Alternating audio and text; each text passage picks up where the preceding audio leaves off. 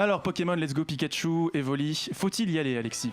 Je me souviens, il y a un an, à ce plateau, on parlait de Pokémon Ultra Soleil, Ultra Lune. Tout à fait, avec Lou et Alvin. Voilà, et on concluait que ce dernier épisode 3DS fermait un chapitre de l'histoire de Pokémon sur les consoles mobiles de Nintendo et qu'un renouveau était à prévoir et surtout à espérer. Voilà. Un an plus tard, donc, nous voilà pour parler de cet épisode un peu bâtard qui est Let's Go et qui, disons-le tout net, ne répondra pas aux inquiétudes des fans de la saga. On le sait depuis le début, Game Freak nous sort ici un épisode filler parlant tant aux fans de la première heure, c'est du fanservice à gogo, qu'aux derniers arrivés avec les mécaniques empruntées à Pokémon Go.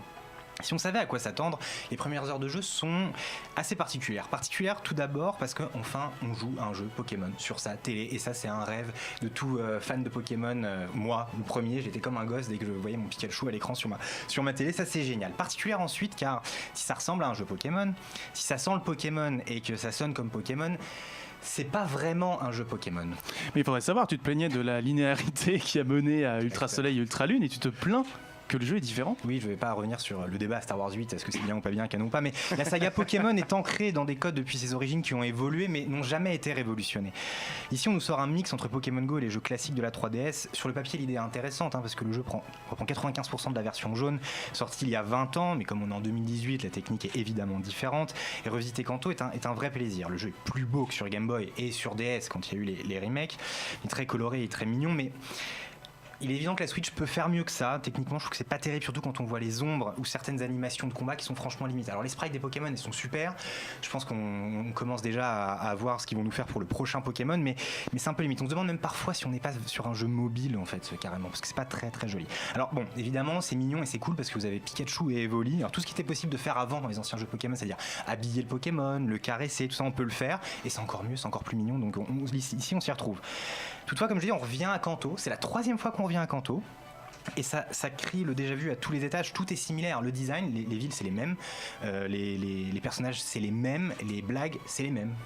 Tout est pareil. Et donc, du coup, le jeu est mignon. Donc, c'est-à-dire qu'il est destiné aux enfants. Peut-être qu'il est un peu trop facile. Le jeu est accessible. D'accord. Le jeu est accessible et l'accessibilité n'est pas un gros mot, puisque les derniers opus de la saga, même sur 3DS, avaient mis l'accent sur l'accessibilité. Là par contre, les mécaniques, la plupart des mécaniques de jeu sont simplifiées, parfois même à l'extrême. Vous pouvez transporter tous vos Pokémon avec vous, vous n'avez pas besoin de passer par un ordinateur pour les récupérer. Il y a des conditions d'entrée dans les arènes. En gros, si vous allez vous faire poutrer, le jeu ne vous laisse pas entrer dedans. Le gain d'expérience se fait via la capture. Il y a le multi-ex, on l'a de base dans le jeu. Tout est plus simple. Il n'y a plus, par exemple, les objets, ce genre de choses. Donc, en tant que débutant, si vous n'avez jamais joué à Pokémon, ça vous allez apprécier parce que le coup d'entrée est pas très très fort. Par contre, si vous avez aimé les autres jeux, ça va vous paraître un peu simpliste. Mais si vous venez de Pokémon Go, vous avez un jeu un peu comme Pokémon Go qui est scénarisé, vous avez une quête, il y a un sens dans cette quête, mais bon, c'est quand même pas très très dur et vous allez pouvoir traverser le jeu sans trop galérer. Il faudra juste revenir, j'ai parlé de la capture, c'est le cœur du jeu, c'est la capture. C'est le principal moyen de gain d'expérience du titre. Un Pokémon sauvage, par exemple, rapportera beaucoup plus d'XP qu'un combat, surtout qu'il y a les multiplicateurs hérités de Pokémon Go en fonction des lancers que vous faites, etc. D'accord. Et là, l'autre différence, c'est que les Pokémon apparaissent sur la map. Donc en fait, vous pouvez aller ou ne pas aller faire des combats, un peu comme dans FF12. Et vous vous retrouvez une fois le combat lancé avec votre Pokéball face à votre Pokémon et vous lancez votre Pokéball avec soit votre Joy-Con, soit la Pokéball Plus. Et après, votre Pokémon est capturé, vous gagnez de l'XP, tous vos Pokémon gagnent de l'XP. Vous pouvez, comme dans Pokémon Go, transférer le Pokémon au professeur ou le garder dans votre boîte. Et si vous le transférez, comme dans Pokémon Go, vous avez les bonbons qui vous permettent d'améliorer vos Pokémon, etc. Les mécaniques sont comme celles de Pokémon Go, c'est très efficace, mais c'est assez redondant en fait. Et le slogan « Attrapez-les tous », il aura rarement été aussi pertinent, mais également aussi épuisant. Là où précédemment la capture n'était qu'accessoire dans les autres jeux, puisqu'on se faisait son équipe et après on faisait battre les bestioles pour avoir les plus forts possibles, là c'est la capture qui est au cœur du gameplay, donc c'est vraiment un jeu de capture et non pas de combat.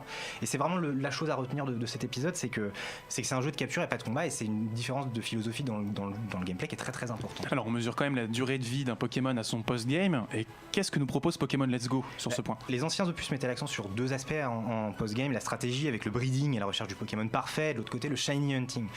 Ici je trouve que le jeu déçoit parce qu'en fait, je ne vais pas spoiler, mais vous capturez Mewtwo, vous attrapez les 150 bestioles, il y a des espèces d'experts, donc chaque Pokémon en fait a un expert et vous allez devoir le battre avec ce Pokémon là, c'est-à-dire qu'il y a un expert Chenipan, vous allez devoir battre l'expert Chenipan avec Chenipan.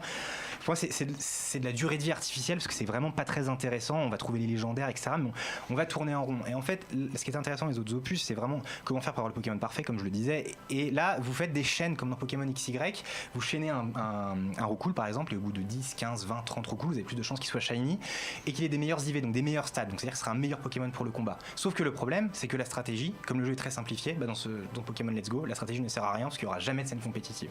Donc on crée une boucle de gameplay qui ne sert à rien en fait. À mon sens, ça marche. Il n'y aura jamais de compétitif là-dessus. Bref, c'est pas un incontournable. Ce jeu n'est pas incontournable. Je vous invite à lire mon test que j'ai publié en fin de semaine pour avoir plus d'informations, parce qu'il est plus complet. Mais je vais dire la même chose que ce que j'ai dit l'année dernière en concluant sur Pokémon Ultra Lune et Ultra Soleil. Pour le raz-de-marée, rendez-vous l'année prochaine. Sauf que cette fois, je suis un peu plus impatient que l'année dernière. Évidemment, une année en plus, forcément. Voilà. Est-ce qu'on a des Pokémonologues autour de la table qui attendaient le jeu ou qui ont envie d'y jouer, ou même tout simplement qui se laisseraient tenter par Pokémon Let's Go pour y jouer peut-être? Oui, Cédric, je te vois. Moi, j'avais une question, c'est par rapport au... est-ce que juste on peut pas penser que c'est plutôt une espèce de porte d'entrée pour le futur jeu qui arrivera l'année prochaine? Et c'est à mon sens c'est une porte d'entrée pour les développeurs. Ils se font la main sur Switch. Je pense qu'ils commencent à développer des assets qui ont été utilisés pour ce jeu-là, qui seront utilisés pour le prochain. Voilà. Et ça leur permet de gagner de l'argent, de faire venir des joueurs de Pokémon Go qui ont la Switch à Pokémon s'ils n'avaient pas forcément joué depuis très très longtemps à Pokémon. L'idée est pas mauvaise, mais c'est fondamentalement le jeu est pas très. Parce très que bon. Globalement, moi j'aime bien Pokémon. Je suis pas ultra hypé par le jeu, mais je trouve ça ultra beau. Donc juste pour le visuellement, le fait de me refaire Pokémon jaune, mais avec des graphismes Full HD, ça me botte quoi. À ce compte-là, effectivement, attend la prochaine génération qui arrivera avec un Pokémon sérieux sur Switch. Effectivement, là, c'est un peu leur démo, genre, regardez comment est-ce qu'on a déjà modélisé les 150 premiers, ils sont jolis comme tout, les prochains, ça va déchirer. Le seul truc, c'est qu'il faut peut-être pas passer sous silence que la Pokéball Plus, elle coûte 50 balles, que c'est le seul moyen d'avoir Mew, et que ses statistiques sont aléatoires, pardon, merci.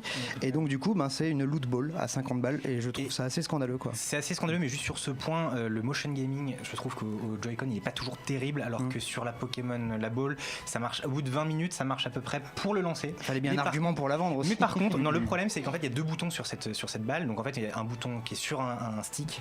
Et en fait au début, donc on veut valider quelque chose, on appuie sur le stick et en fait on se retrouve à changer de Pokémon, à faire une mauvaise attaque, etc.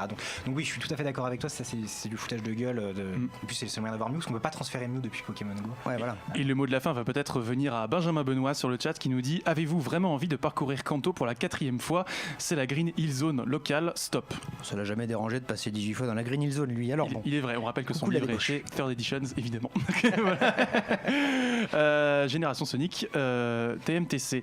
On va peut-être finir avec Pokémon, à moins que vous, Grégoire, tu aies quelque chose à ajouter, mais vu que l'heure tourne.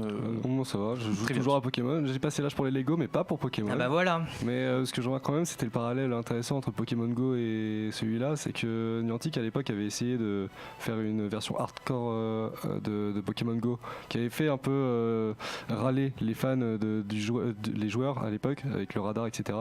Et en fait ils ont vite bifurqué en rendant le jeu beaucoup plus facile, et là c'est ce que soulignait Alexis, c'est qu'il reste sur cette lancée et donc il prolonge un peu l'expérience Pokémon Go sur Switch, et ouais, c'est une transition vers ailleurs. Et en même temps, plus il y a de Pokémon, plus le jeu est long, donc plus il faut le rendre facile pour qu'il soit finissable, donc en même temps voilà, c'est toujours une équation difficile à régler. Rendez-vous non, vraiment, l'heure tourne. Ils vont sortir d'autres Let's Go, donc on aura peut-être Let's Go hors argent à venir, donc c'est important de voir qu'il y aura peut-être 2 séries de jeux Pokémon pour compléter ce que tu dis. Donc ça c'est effectivement ce qu'il fallait pour me hyper à l'année prochaine. Jeux vidéo, BD, manga, séries et cinéma de genre. L'actu Pop & Geek, c'est dans Hyperlink, votre cocktail de bulles et de pixels, avec Karel et son équipe tous les dimanches à 16h, en direct sur VL.